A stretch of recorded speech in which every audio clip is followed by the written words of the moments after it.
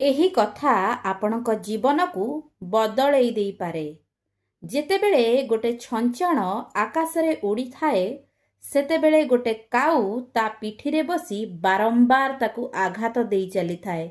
ବାରମ୍ବାର ଆଘାତ ପାଇବା ପରେ ମଧ୍ୟ ଛଞ୍ଚାଣଟି କେବେ ବି କାଉ ସହିତ ଲଢ଼େଇ କରିନଥାଏ, ବରଂ ନିଜେ ଆକାଶର ଉଚ୍ଚକୁ ଉଡ଼ିଥାଏ ଏବଂ ବହୁତ ଉଚ୍ଚକୁ ଉଡ଼ିଯିବା ପରେ କାଉ ବାଧ୍ୟ ହୋଇଥାଏ ସେଠାରୁ ତଳକୁ ଓହ୍ଲାଇବା ପାଇଁ ଏବଂ ନିଜେ ନିଜେ ତଳକୁ ଓହ୍ଲାଇ ଅଣନିଶ୍ୱାସୀ ସହିତ ଫେରିଆସେ।